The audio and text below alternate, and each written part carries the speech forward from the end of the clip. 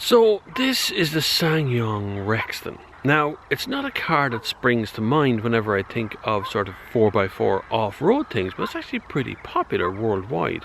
And it's a SsangYong, and they've just come back to Ireland. So, what can we do with them?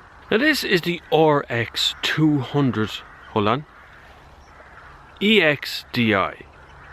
SsangYong is not exactly brilliant at the naming convention, but you know what?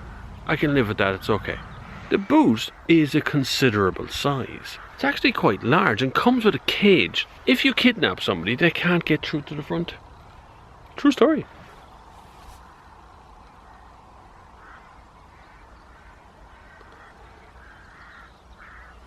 Two other bits here as well. Can I point out something? I know I took my seatbelt off. I just took it off. This is the consistent things of that sort of stuff. Jeez. Okay, have you leave the lights on? Yeah, different light again. It's all different beeps, right? If you start the car, this is bad. Watch. The keys in, door open.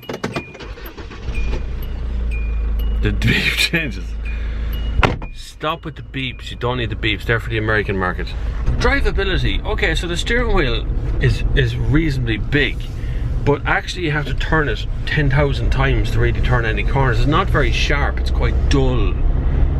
So is the engine, by the way. When you put your foot down. And you may have heard in the middle of that acceleration a big click. That's the doors locking, but they only lock at 50 kilometers an hour. Now, if anyone's going to carjack me, they're probably going to carjack me before I reach 50 kilometers an hour, like 2 kilometers an hour, or maybe 3. Because that's when it happens, when you're stopped. And if you have to go to 50 kilometers an hour to lock the doors automatically, someone will have stolen your car by that point.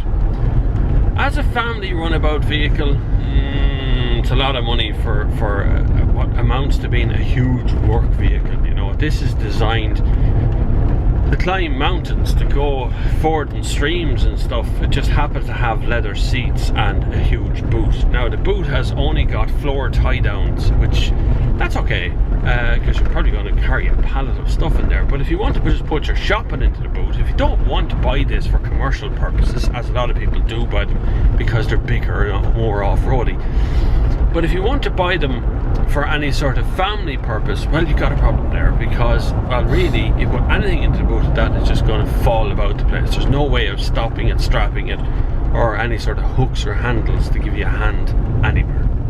Value for money? Yeah, it's competitive among the rest of them. It's a shame it's not, like, insanely cheap. And I don't mean cheap in a bad way. I mean that you just look at the price and go, God, you'd be an idiot not to buy that because of the price of it, because the car itself is actually okay.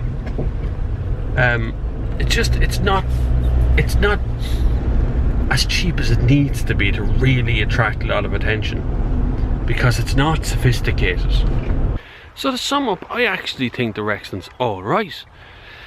Now, I'm not going to send you all running out there to buy it when you're looking at a Range Rover or you're looking at something else in the range that's going to be, you know, a big useful lump like this, but it's solid. It rides pretty good.